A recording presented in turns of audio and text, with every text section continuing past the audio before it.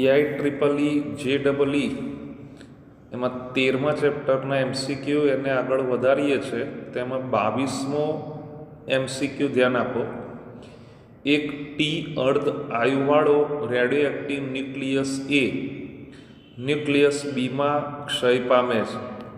T બરાબર 0 સમયે nucleus બી નથી, એટલે પ્રારંભમાં ન્યુક્લિયસ બી નથી, પ્રારંભમાં માત્ર ન્યુક્લિયસ એ છે. ટી સમયે બીની સંખ્યા અને એની સંખ્યાનો ગુણોત્તર 0.3 છે. તો ટી એ ખાલી જગ્યા વડે આપવામાં આવે. હવે ટી સમયે અવિભંજિત ન્યુક્લિયસની સંખ્યા ચરઘાતાંકીય નિયમ અનુસાર n બરાબર n0 e−λt થાય. તો ટી સમયે વિભંજિત ન્યુક્લિયસ કેટલા? તો n0 હતા, એમાંથી n એ અવિભંજિત રહ્યા, બરાબર? એટલે એમાંથી આ બાદ થાય એટલે બાકીનાનું વિભંજન થયું એવું કહેવાય ને. એટલે વિભંજિત ન્યુક્લિયસની સંખ્યા n0 - n. ખ્યાલ આવી ગયો?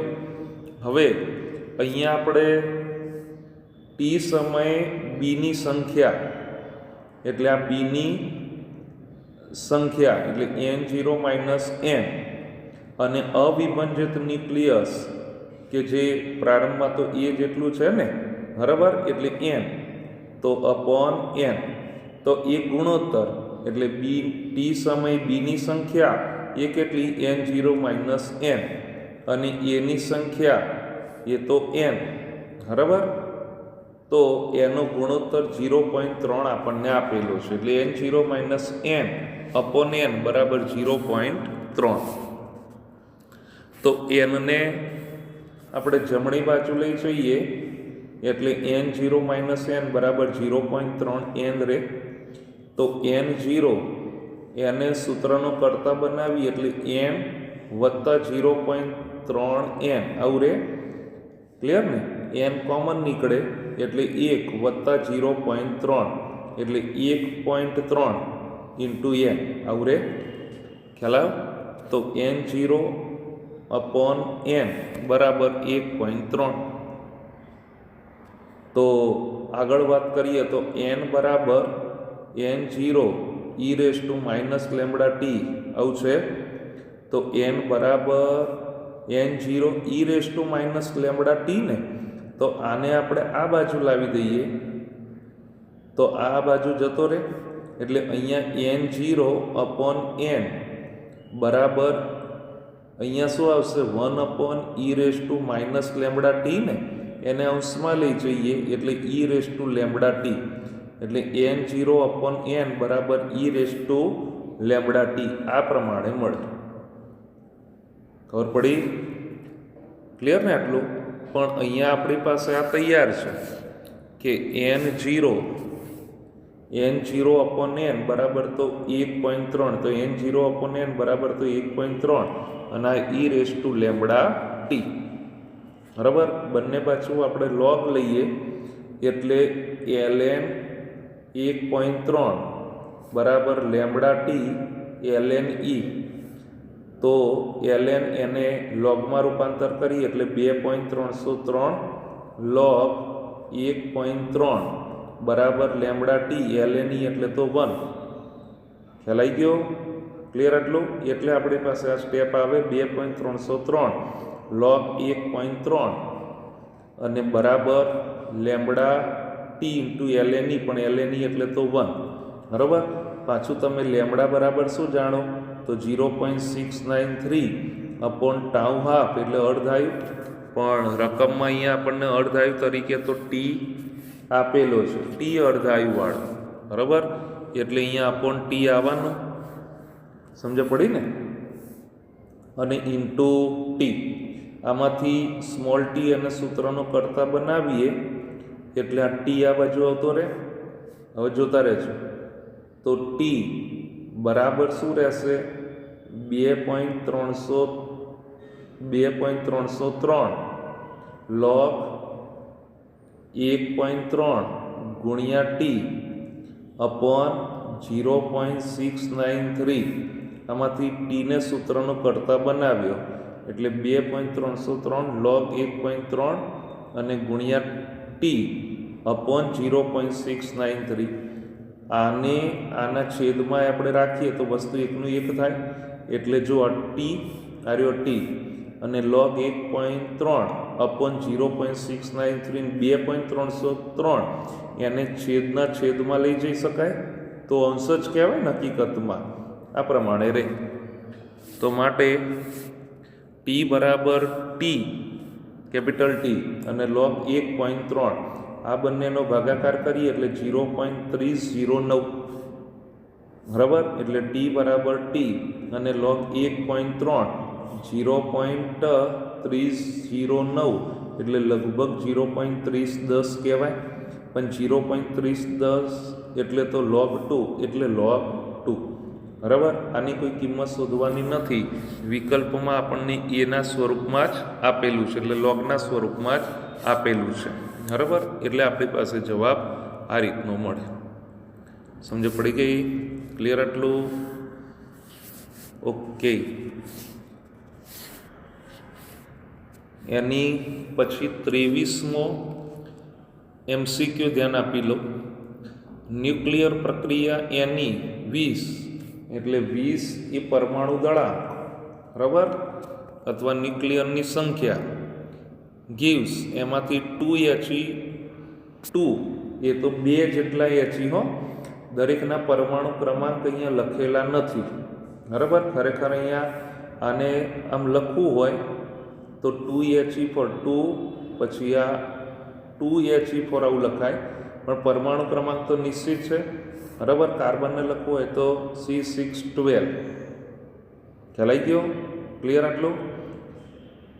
તો આ પ્રમાણે અહીંયા આપણી પાસે પરમાણુ ક્રમાંકની જરૂર નથી એટલે અહીંયા લખ્યું નથી અને કદાચ હોય તો એ નિશ્ચિત સંખ્યા છે. તો આ પ્રમાણે વિચારો. અને જો એની 20 પછી He4 અને C12 એની ન્યુક્લિયન દીઠ બંધન ઉર્જા અનુક્રમે 8.03 MeV એટલે આ એની 20 એનું કેટલું થાય 8.03 MeV. પછી He4નું કેટલું આપેલું છે 7.07 અને C12નું કેટલું આપેલું છે 7.86 MeV. તો નીચેનામાંથી સાચું વિધાન ઓળખો.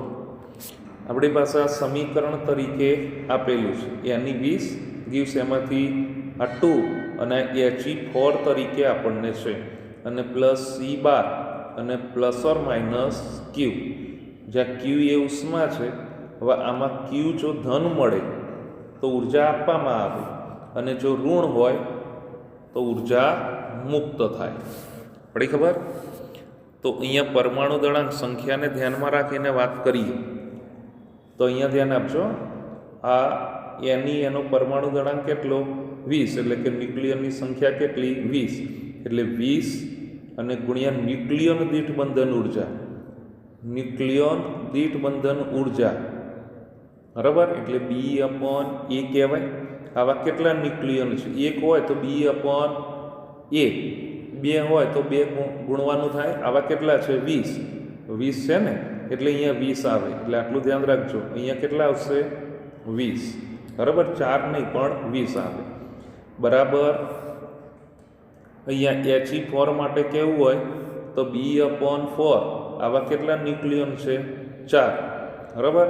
અને એવા કેટલા હિલિયમ એટલે He કેટલા છે 2 એટલે 2 એટલે 2 ગુણ્યા 4 ગુણ્યા B/A વત્તા કાર્બન માટે આપણે ગણીએ એટલે B/A કેટલા છે ન્યુક્લિયન 12 એટલે 12 અને પ્લસ ઓર માઇનસ Q.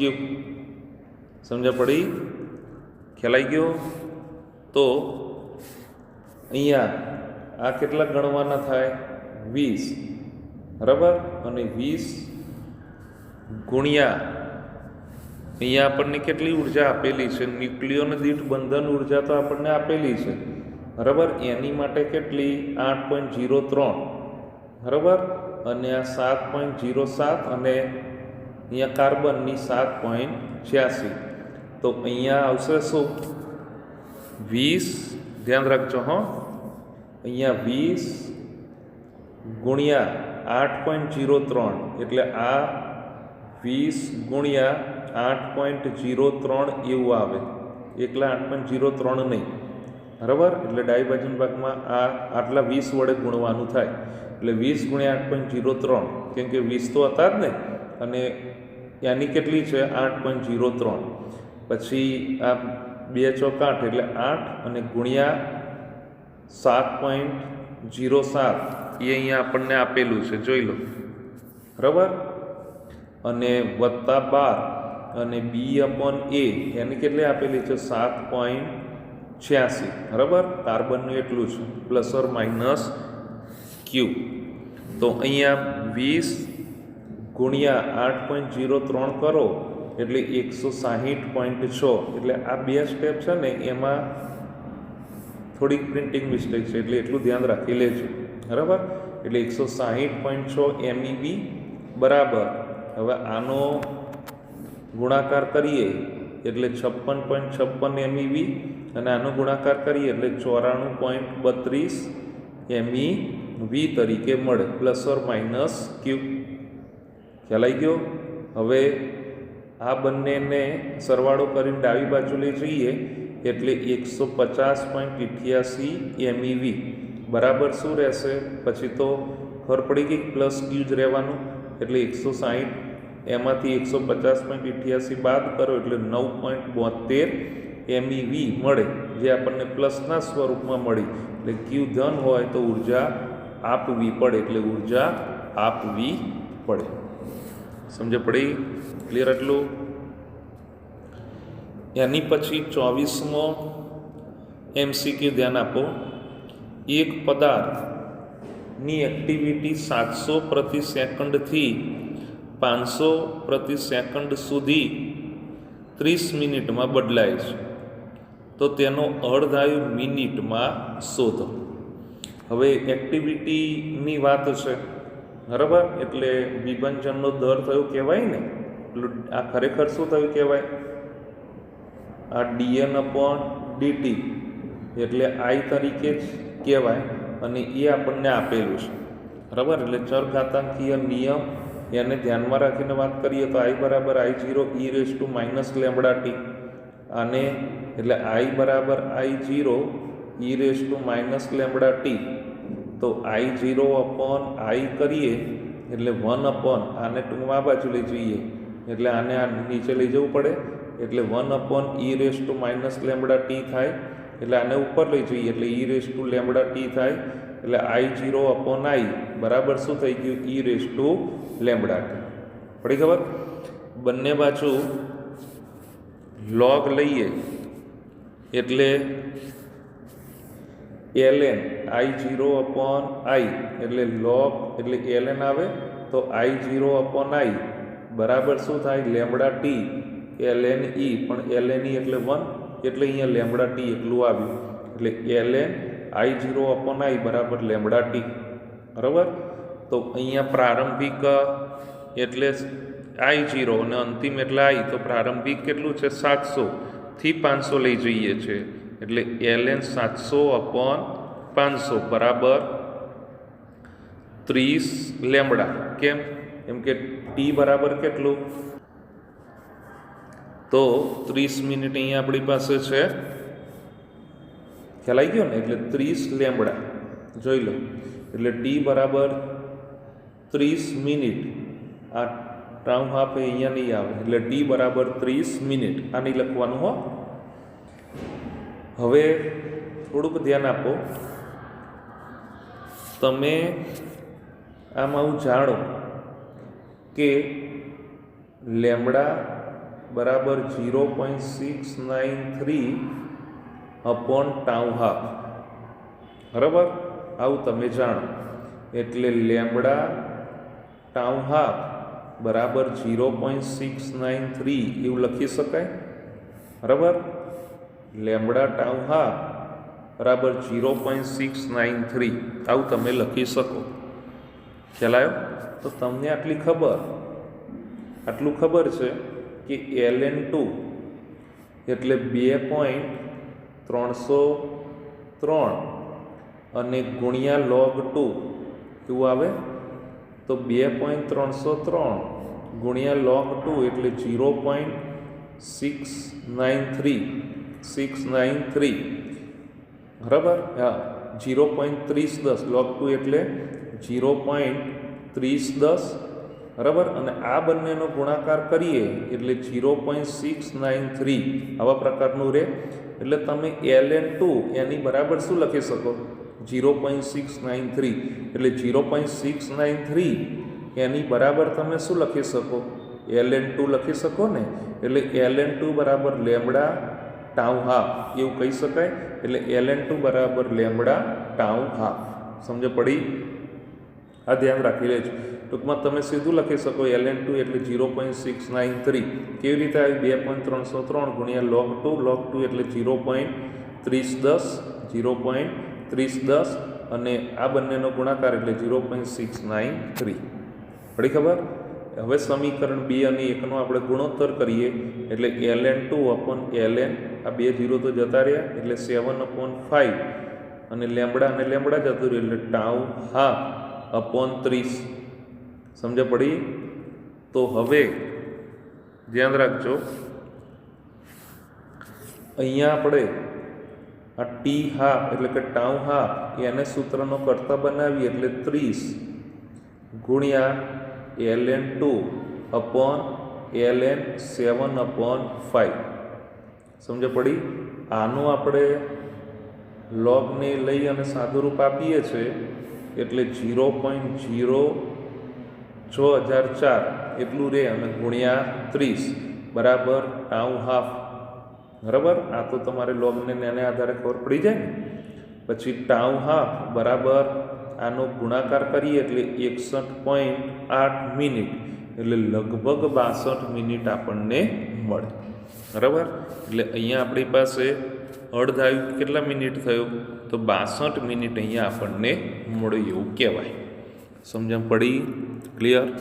આ 13મા ચેપ્ટરના AIEEE JEE MCQ હતા. બરાબર. આવતી વખતે બાકીના MCQ પણ કમ્પ્લીટ કરીશું. ઓકે.